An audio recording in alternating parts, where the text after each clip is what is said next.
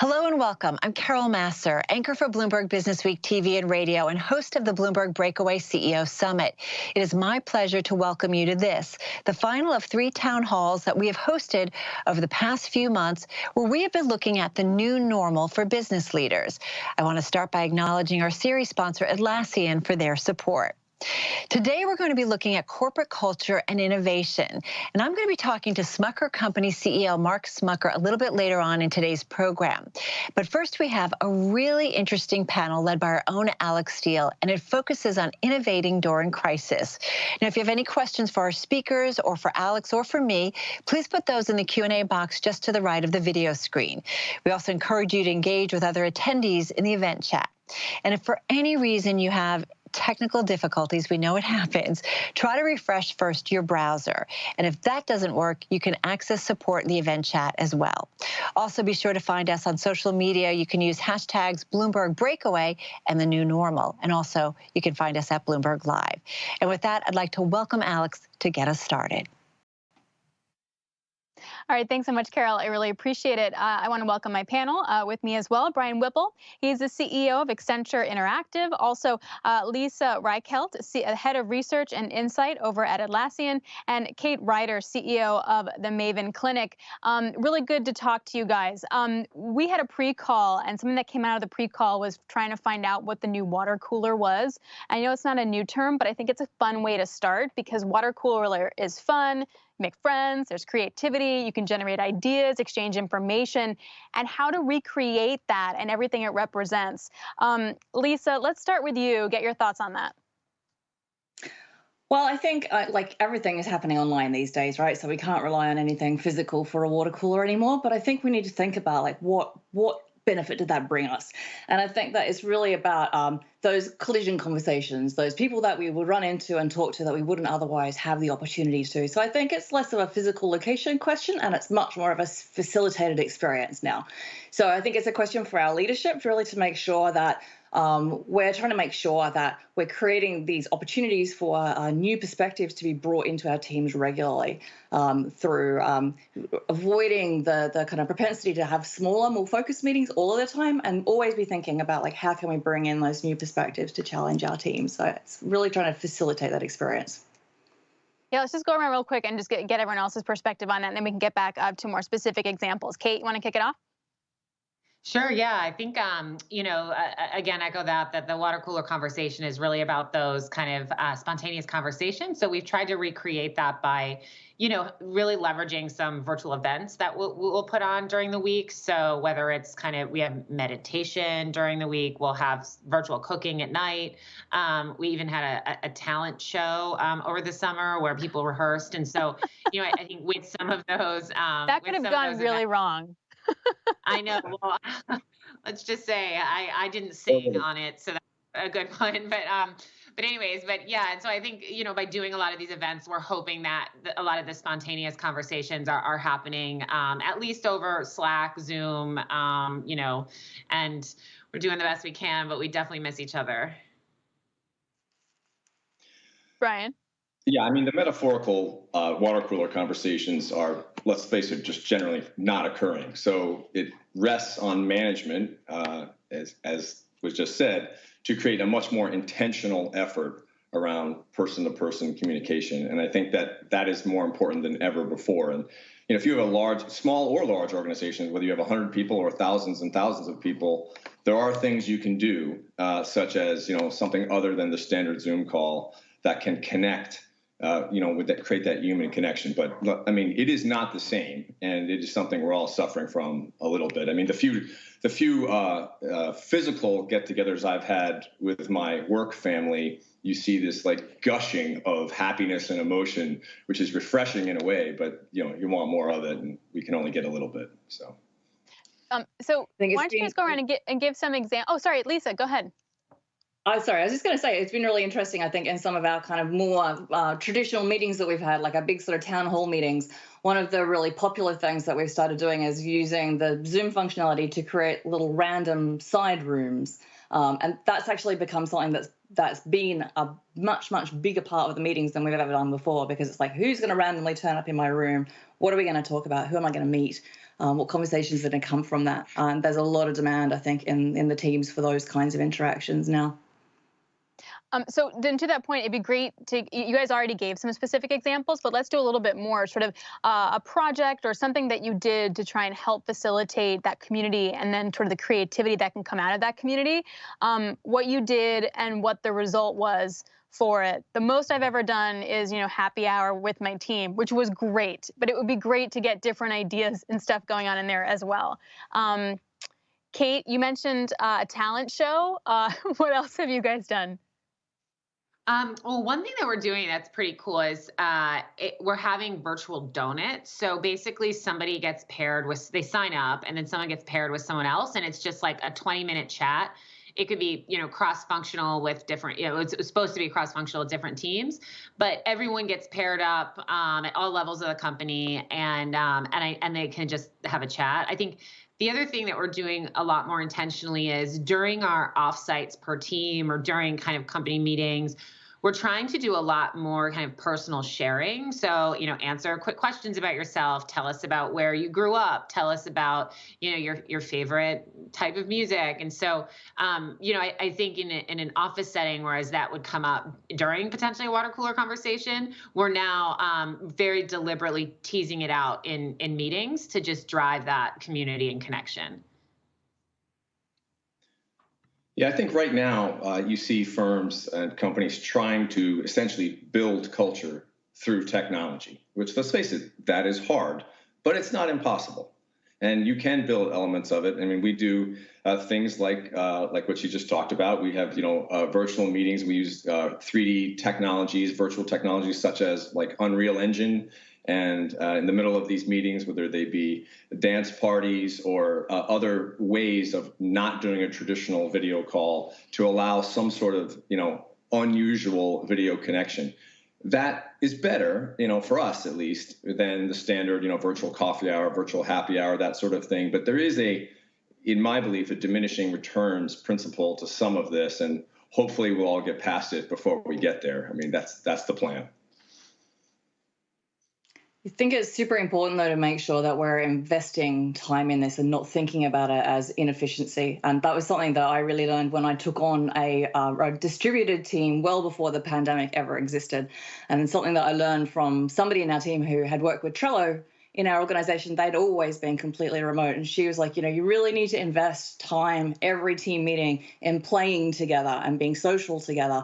And so we would spend like 15 minutes of our precious hour together, like playing a game of virtual Pictionary. And it took me a long time to really kind of get my head around the fact that that was such an important investment in the team, getting to know each other, getting to trust each other, being able to work together more effectively. And I think that can be a big shift, I think, as a manager, to kind of get out of that. Okay, we've got to use this time really efficiently. And that means focusing on the agenda items into making sure that we continue to invest in building these connections for people who don't get to be in the same physical space together. A couple questions on that. I guess, what have you guys noticed the result of all that being? So it definitely seems like you all three have been able to create some kind of work culture remotely, and you keep inventing it and reinventing it.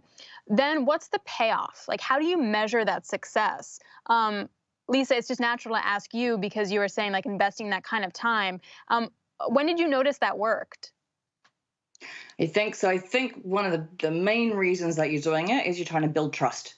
Trying to build trust between the people in your team so that fosters a better ability to communicate effectively with each other, and it fosters better team effectiveness. So really what you're looking for is you're looking to create all of these connections and create strong connections so that people are going to share more openly, more frequently, more thoughtfully with each other. And that way you're going to get better insights, better results from the team more quickly, get more from the collective rather than each individual trying to achieve things in their own silos. So I think that for me is super important. And I see that that's succeeding when people in the team are creating their own connections. And so it cycles back to this water cooler idea, right? When people are colliding with each other without me having to always be going, you need to go and talk to that person about that, but they're actually starting to form those own connections themselves.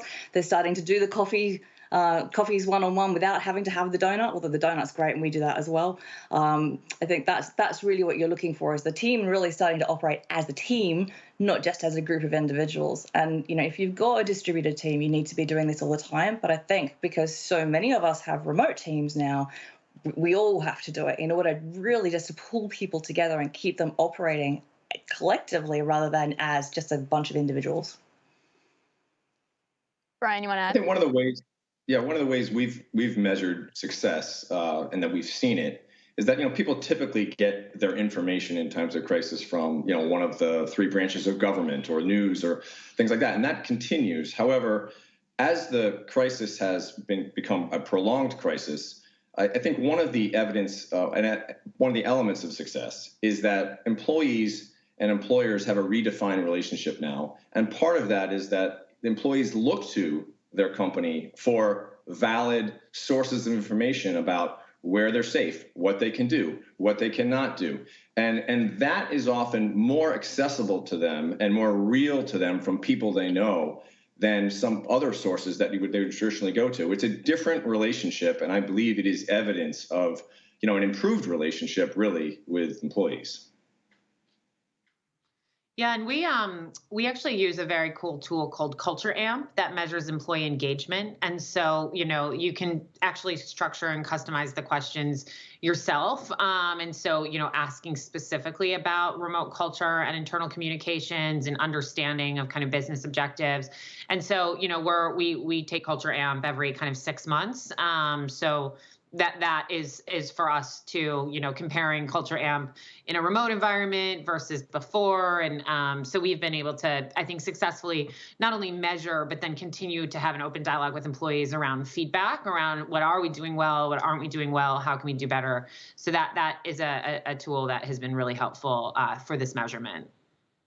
We have an audience question. The question is, what do you each envision your post-vaccine or post-pandemic workplace looking like? And are you working on a timeline? Do you have an idea of how you're going to balance the virtual versus in real life? And I'll add on to that because I work in TV, and half of our team is in the studio and the other half is still at home. So, you can't necessarily have a cup of coffee at 11 a.m. with everybody because the people in the office are still in the office. And then, drinks at 4 or 5 p.m. doesn't work because someone has a kid at home. So it gets very complicated. So to that point, I wonder how you guys are looking at it. Leisa, you're nodding. Yeah, absolutely. We're investing a ton of time and effort into this. And I think there are a lot of different directions to go in. The direction that Atlassian is going in is really to lean into this as an opportunity. And so we're working on how can we really make the best of the opportunities that getting better at remote working offers us. And I think it offers a lot of opportunity in terms of employee kind of happiness and flexibility. But it also offers a lot of opportunities to our organization to be able to access talent everywhere as well. So for us, we're working with a notion that we call Team Anywhere, which means that we want people to be able to work pretty much from wherever they want to within some confines, and emphasize that remote working in the majority of cases, most of the time. But I think that means that we really need to think about how do we use that office space and what does the office become now? It needs to be a place where some people go because they don't have the home set up to work effectively, or they just really, really don't like it. And there are plenty of people like that. But also, how do we then focus that space on how we bring our teams together really effectively and how we create that sort of sense of connection and teamness? And there are just a bunch of things that are just so much more effectively done in person as well. So that's something that we're investing in a lot, and trying to get that hybrid approach working as effectively as we can. My personal view is that I think many of the work environments all of us are in will take a cue from what will happen in society overall. I think there are aspects of our current environment that will stay post-pandemic to the question, whether it be scanning a barcode at a restaurant to access a menu, whether it be the real viability now of telemedicine, or things like curbside pickup, prominence in retailers.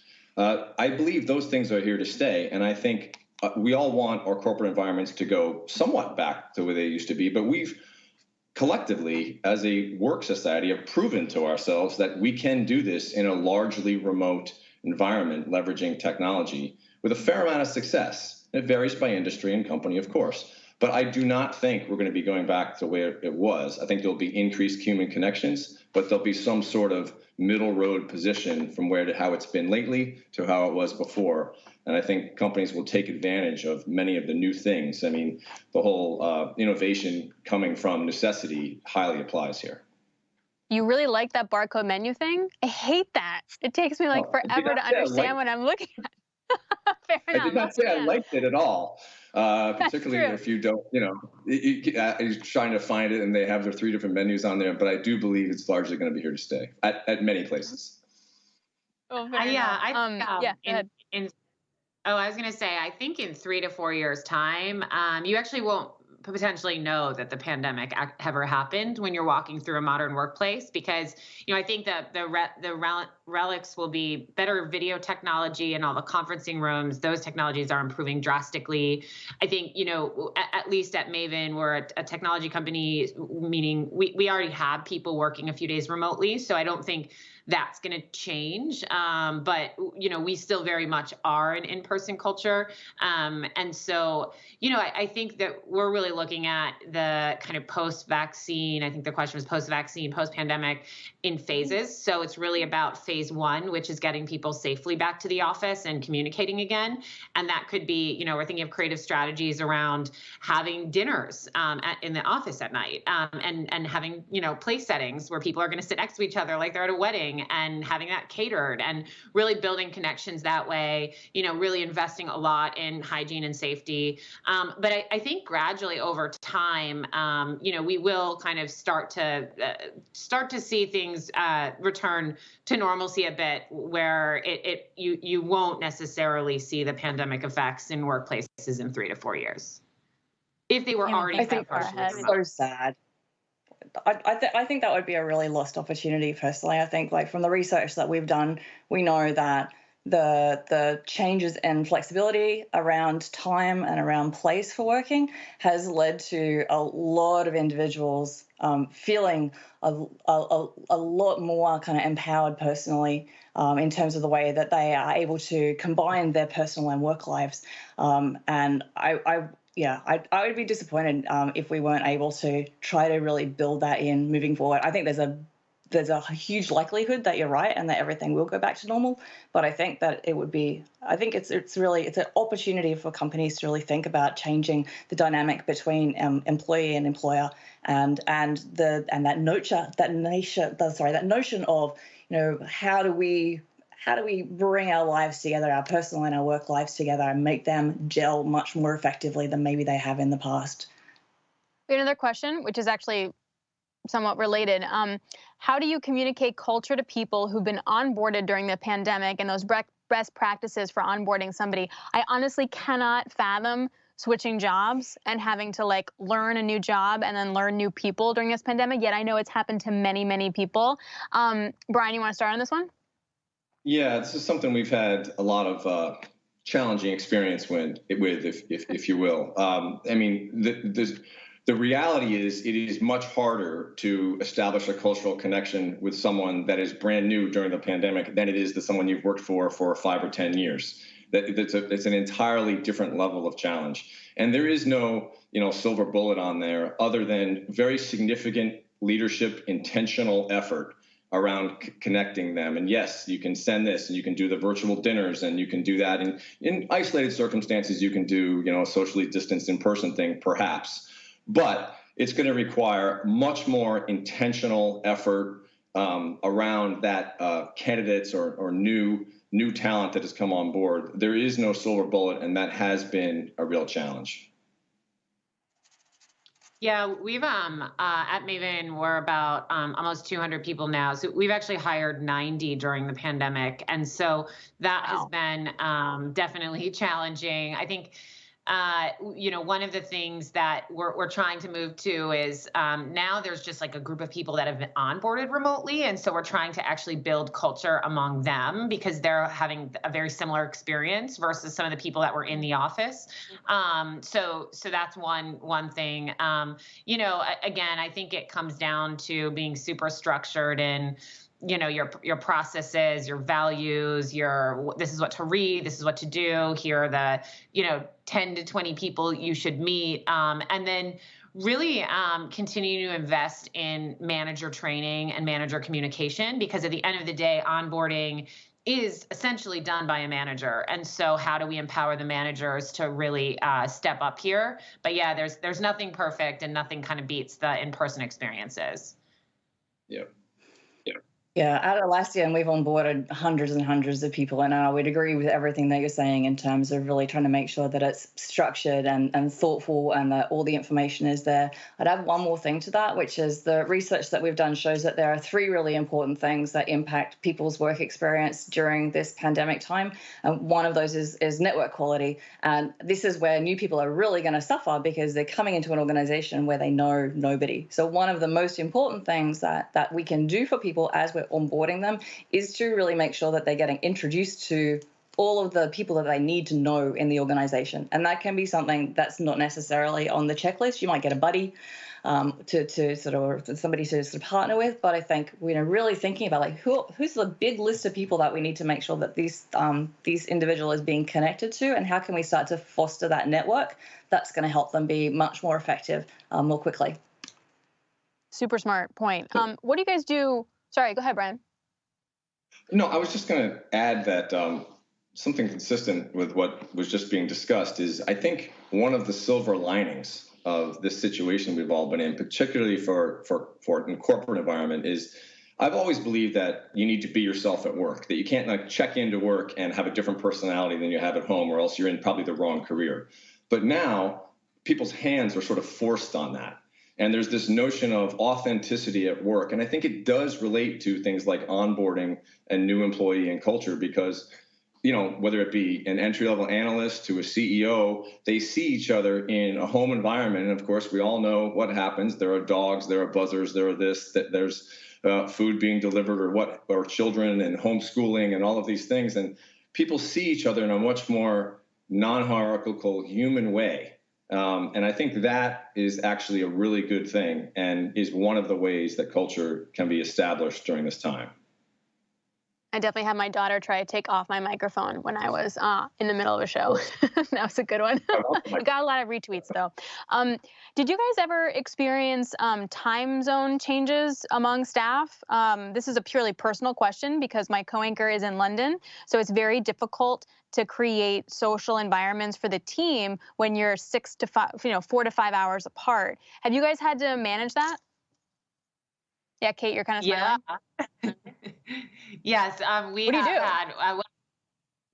There's not a whole lot. I mean, it's, to be honest, one of our execs has been mostly living in Italy, and for family reasons, and he's just working crazy hours. Like, he's just basically staying on the hours of the U.S. And of the East Coast. And so, yeah, it's really rough. But it's kind of like if somebody is does choose to spend some time in a faraway time zone, they're just making it work with U.S. hours, which that's rough. Fair, totally on his point. Brian or Leisa, you guys have to deal with that too? Brian? No, I was saying we're probably unfairly used to that. And we have, as you know, big global company, for better or for worse. And so we have leaders on our team from everyone from Dubai to Sao Paulo to Hong Kong. So we are kind of used to that. That is not a new element. All of a sudden you do see, someone on your team or whatever you have regular calls with. It's like, I didn't know your home office was near the beach. That's interesting. But, you do see that. But it's a problem, but it's something that, as a global company, we're well skilled to handle. Yeah, I'd agree with that, Brian. This is something that is we have to deal with this with or without a pandemic. I think that one thing that it does make you do is it makes you be really thoughtful about, you almost have a communication strategy for your team. So you're thinking about, like, how do I communicate the things to the team in the most effective way so that the things that everybody really needs to be able to see is being communicated in a way that will ensure that they all see it, and that the way that we're scheduling our meetings is as kind of fair and equitable as possible, and that we're really using that meeting time for that collaboration time, for that team building time, not necessarily for sort of information transmission. So I think it is an absolute pain in the butt, absolutely. But I think it can also really help drive much more thoughtful communication in your team, which could end up being kind of a net benefit. What do you guys do about people who are reticent to get more engaged in the activities that you guys do set up, like the karaoke thing or the breakout chats that you were talking about, Leisa? How do you get them on board? I think that, and I think we talked a little bit about this before, it's about having a real diversity. It's about trying a lot of different things and giving a lot of different ways for people to engage. So, some people might just go, really, there's some people in our team who are just absolute suckers for a good trivia game. And that's that. If somebody's doing trivia, they will 100% be there playing trivia. Other people love to get into the book and film conversation. Others of us are playing Rocket League or Among Us or whatever the kind of cool games are, learning how to play those games and playing those together. So I think there's loads of different ways that team members can engage, and the more diversity we have in those, the more likely it is that somebody will find something that appeals to them and feels kind of safe and comfortable for them to engage with. So that's what I'd be encouraging. Yeah, and I think with us, what we've really noticed is if you're also a caregiver right now, you just don't have a ton of time for as much kind of engagement outside of the Zoom office hours. And so, we have a lot more engagement among our non-caregiver employees. And so we do try to structure all kind of fun night activities, things that they would like, and then just still make sure that we're creating within teams the space for our caregivers who are, during the working hours can do fun things, whether it's through offsites or donuts with people, but also just respecting that, like, this is also a time where some people can't engage as much, and just respecting that. Another question I want to get in. Yeah, go ahead, Brian. No, I was just going to say there is a level of engagement fatigue sometimes. And at least in our case, we let that be where it is. And sometimes we just go old school and just ask that person how they want to be embraced during this time, because not everyone's going to want to be in the virtual dance party. We get that. And that's probably a good thing. You definitely do not want to see some people in a virtual dance party. The other issue that has really been confronting a lot of companies is mental health and sort of keeping tabs on people that are at risk, et cetera, and especially when you can't really be near them. What do you guys do about that, Leisa? So I think this is where our managers really come to the fore, and we want to. What we know about managers through this pandemic period is that they kind of feel sometimes at a little bit of a loss as to what their job is now and how they can be seen to be really productive. And I think this is a super important role for our managers right now.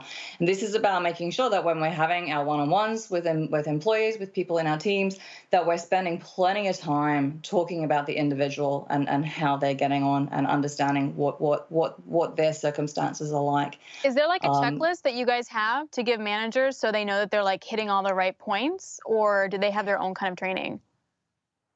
So we don't have a checklist. We do have training. So our people team are providing a ton of training for our managers to really help give them the support that they need to manage people through these difficult times and understand how to handle different circumstances that might come up. So I think you have to have flexibility in how you approach it, because everybody's circumstances are just so different, and everyone's experiencing this so differently. So there has to be a lot of flexibility there. But I think really supporting managers to recognize that this is their job, and spending time on this, not just spending time on the work and the projects, is their job as well, is really important. And then similar to the culture amp, we've really upped our engagement via kind of survey mechanisms as well. So we have regular pulses that we're taking where we're giving people the opportunity to tell us how things are going on that side.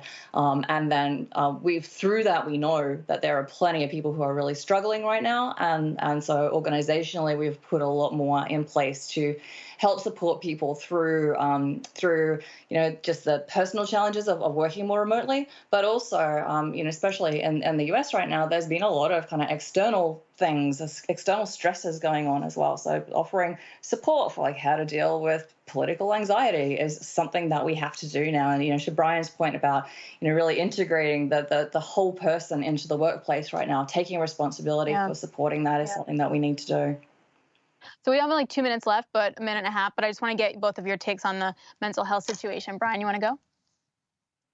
I agree with what was just said. I mean, it's not a checklist type of thing. It is absolutely a substantial training and investment in the company to make sure we do, best efforts around ensuring that and being there for people. That's a huge part of it. Another angle to that for us, at least, is to make sure that the employee understands why the work that they do is important, especially in a time like this, how it has purpose. And that, for us, has been a link is correlated to improved mental health. That's been a big part of it, too. But it's a training issue for sure. Yeah, I would say for us, we just did a big survey with Great Place to Work. And, 96% of the companies we spoke to, about 1,200 companies, said that employee mental health was one of the top benefit priorities in 2021. So, I think from a top-down approach, what we're seeing, not only with our own product, but what we've personally done is invested in some of these mental health benefits. So, we have the Daylight app now with tools. We do, these meditations.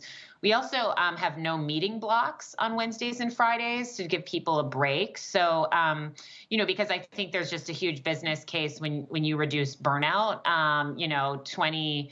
employees are 20x more likely to stay. So this is a real retention and business issue. So I think that there are like some top, like a lot of top down, but then, echo what everyone else said on the empowering managers to really have these conversations and arming them, with the right tools to enter the conversations. You guys are great. I mean, I love working at Bloomberg, but I want to come work for all three of you. That was very inspiring, extremely helpful, and very motivational. Really appreciate it. Brian, Leisa, and Kate, thank you so very much, you guys. Thank you. Thank you for having me. So, Mark, it's so good to be talking with you again. And I've got to ask you, we're going to talk a lot about your company's culture. We're going to talk about innovation. But I've got to talk to you first about the past year, past 12 months, the past couple of weeks, the start to a new year that's been a rough one, to say the least. Smucker's is a company that's been around for more than a century. You guys have seen wars, you've seen a financial crisis, you've seen segregation, you've seen the end of segregation, you saw 9/11, you've seen so much. So how do you, as a company that's seen so much and with such incredible history, how do you kind of put this environment into perspective? Well, first of all, Carol, thank you for having me. The first thing I would say, yes, we have been around for 124 years. And we can't diminish the significance of this humanitarian crisis that we all find ourselves in. But I think we do have to try to look forward to the future and think about how are we as a company helping society? How are we making society a better place? We obviously make food. We make things that are, make the consumer happy. But we also have a responsibility to the communities in which we work as well. So all of the ways that we can support them through volunteerism, obviously, education, feeding America, all of those things. It is a dual role that we have in society today. Is it safe to say a stressful one? Because I'm curious about what your employees might be asking of you today and what you're asking of your leadership to kind of get everyone through this environment. Well, the first thing that we're asking our leadership is to, number one, focus, but also in focusing, we have to take care of our employees. And that starts with mental health.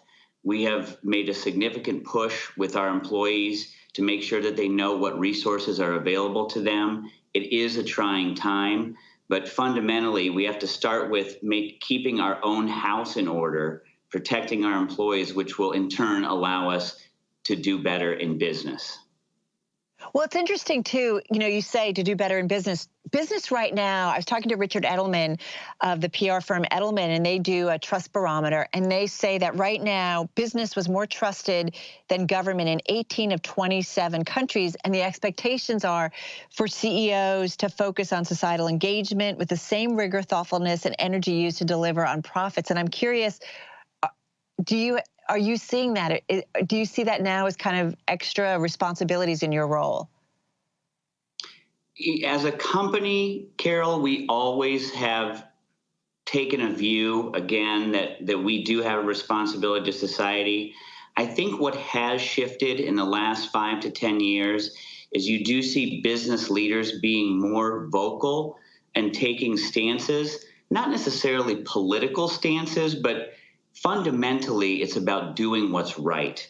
And so even if we choose not to make a statement publicly, even internally with 7,000 employees, there is an expectation that we stand up for what is right, whether that's condemning violence in any form or what have you. But we do see a desire for employees and the society at large to be a bit more vocal on those issues. Well, it's interesting, too, this whole focus, Mark, you know this, of multiple stakeholders, right? It's something that's come out of the Business Roundtable. Your history, and help me if I've gotten the genealogy right. I think your grandfather and former CEO of the company, Paul Smucker, wrote a letter back in the 1980s. And then I think it's your great-great-grandfather, J.M. Smucker, laid out these core values, these basic beliefs, about ethics and quality and people. And it's just pretty fascinating that it feels like the company, in many ways, was ahead of its time, considering the environment we're now in. And now all of a sudden, everyone's talking about this. It's really interesting. You said it very well. We have been focused on this for decades, for our entire existence. Even before the Business Roundtable came out, we talk about our constituencies, right? And the employees, consumers, customers, suppliers, all of them leading to shareholders.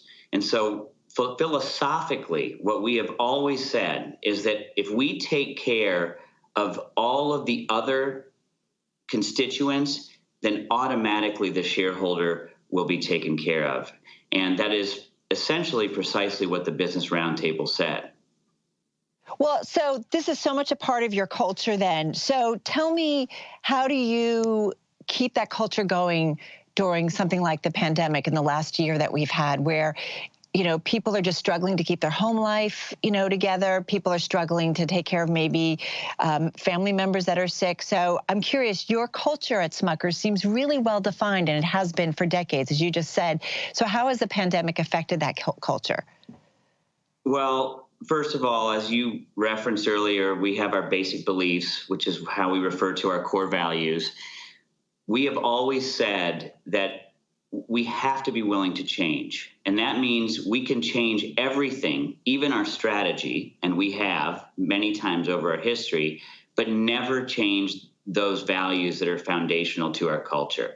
So in a virtual world, we have been much more forgiving in terms of our kids running through the frame, our dogs are barking, and this whole notion that each of us, when we are home, are managing both our personal and our work lives. So ensuring that we're allowing, we're giving the flexibility to employees.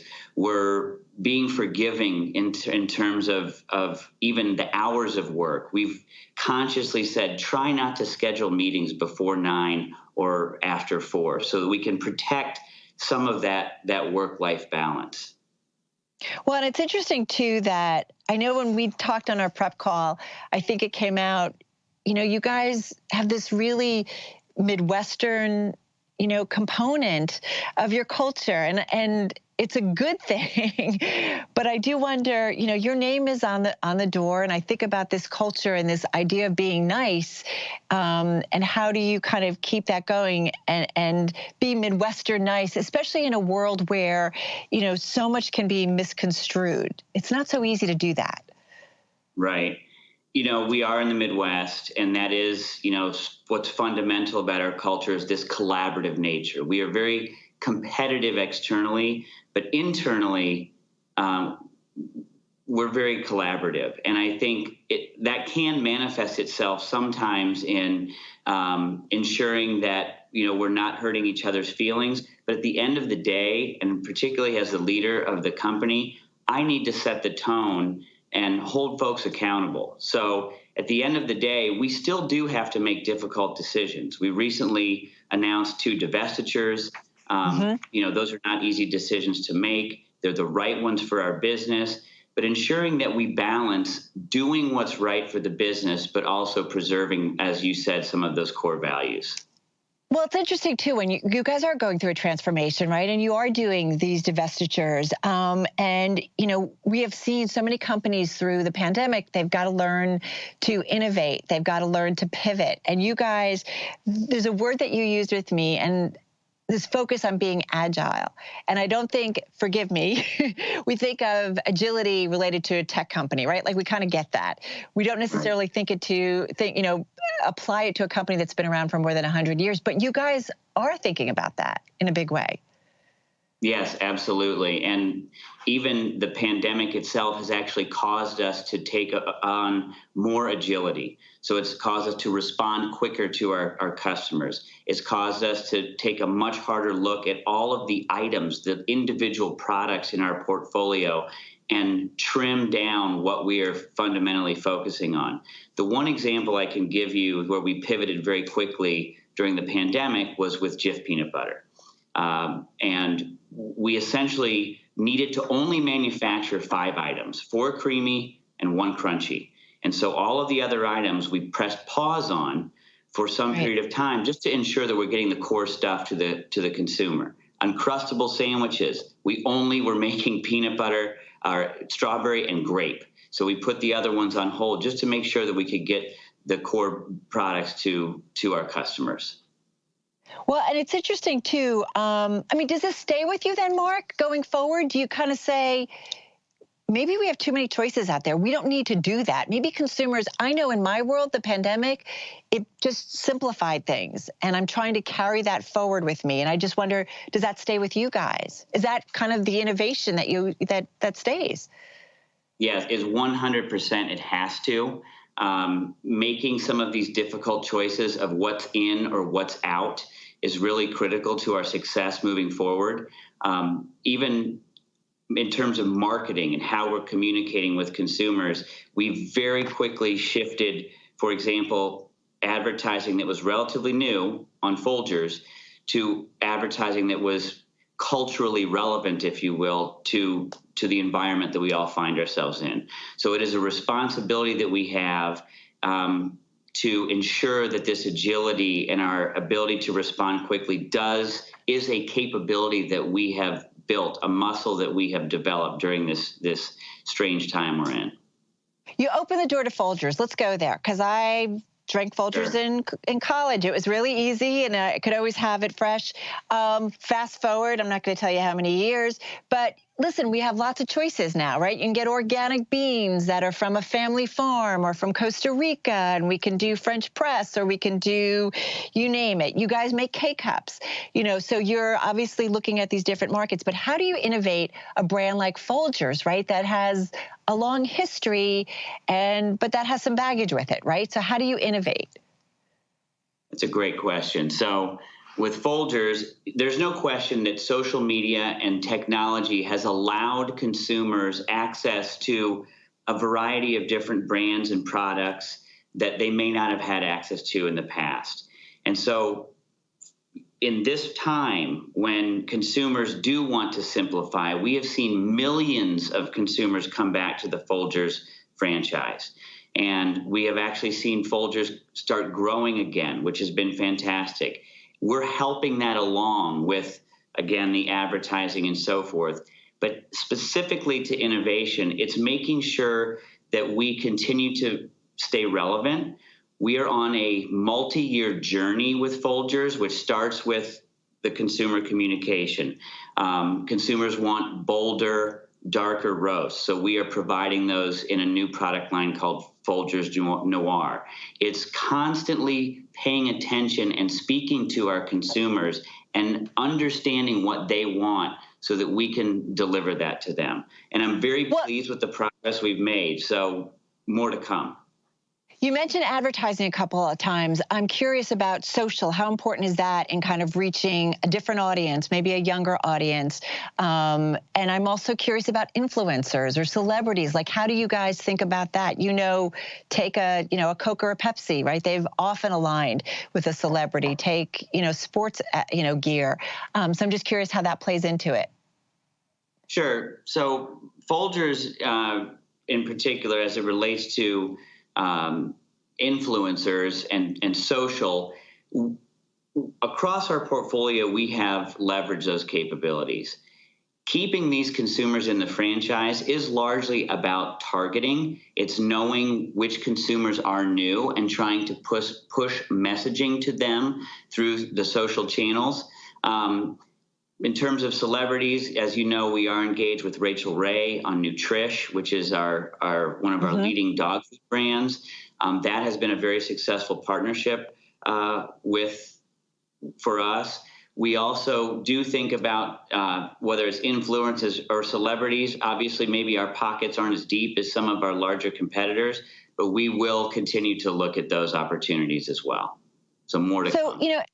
So more to come. Stay tuned. All right, you'll fill us in later.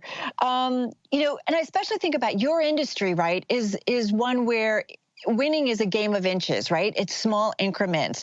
So I'm curious, how do you define and explain innovation to your team where winning is in these small increments?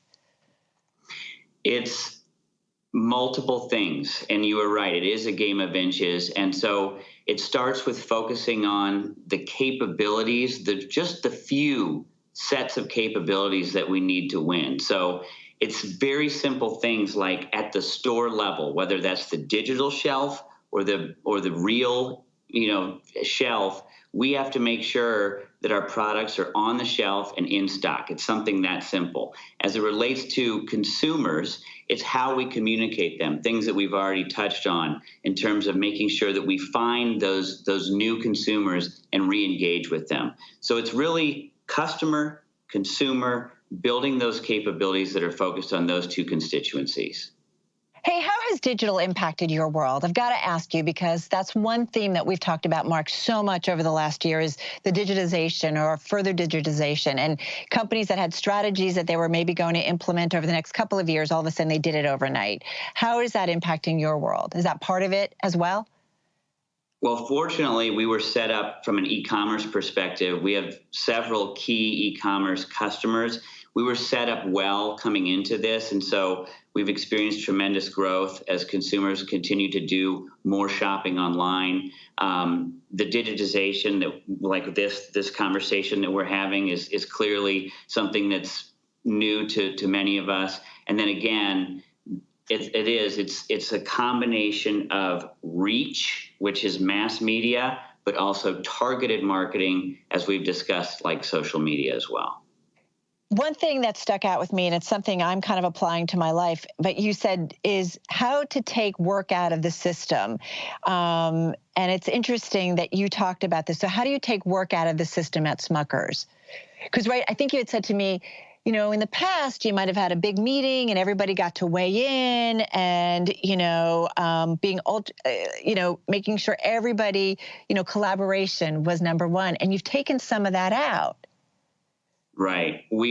There's a few things, some of which we talked about, like the divestitures, making very conscious decisions about what's in or out of our portfolio. But even in terms of how we work, we have migrated to smaller meetings. We're trying to make decisions quicker.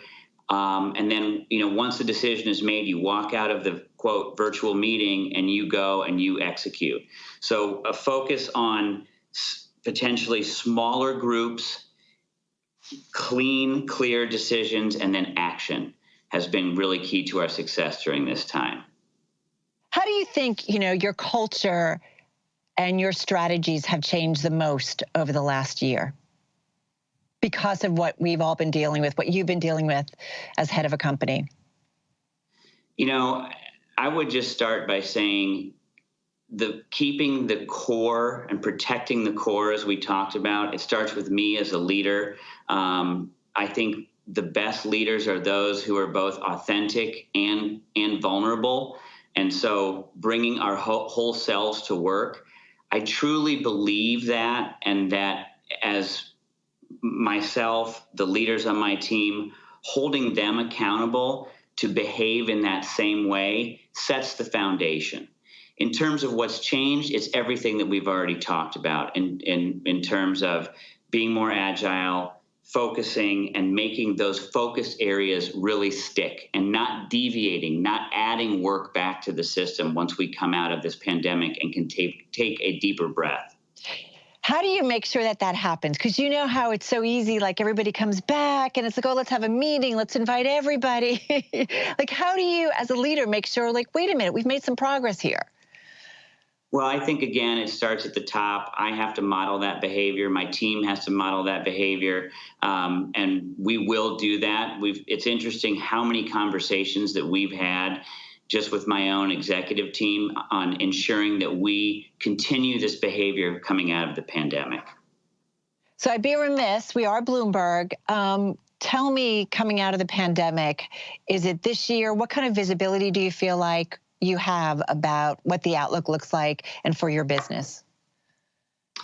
We feel really good. I think the changes that we have been able to make under the cover of the pandemic have really set us up for success. We've talked about many of those things, whether it's agility, innovation, but focusing on maintaining our culture. I really do believe that the fundamentals are there, and we will continue to grow our business off of this new base. All right, and I got to ask you, the one thing, though, that puts you a little bit on edge, makes you a little anxious going forward. What makes me anxious? Yeah. I think one thing that always keeps us up at night is our competition.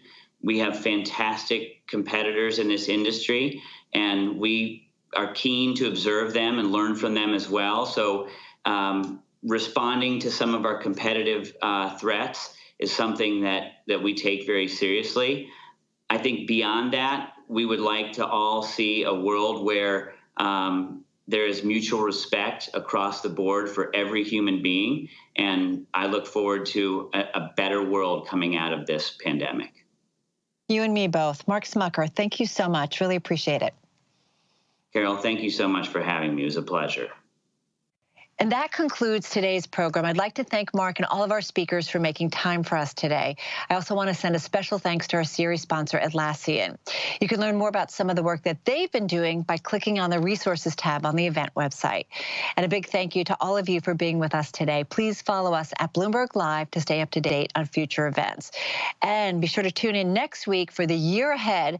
That's where we'll be talking to some of the world's top business leaders, including the CEOs of Pfizer, Carnival, Bridgewater, Delta Airlines, and many, many others. We hope to see you there. Thanks again, everyone.